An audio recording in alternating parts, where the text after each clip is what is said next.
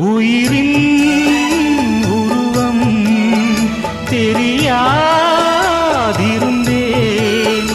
உனையே உயிராய் அறிந்தே தொடர்ந்தே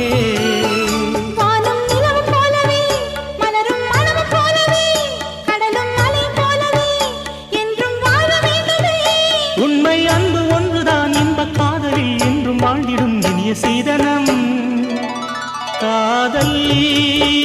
கடிதம்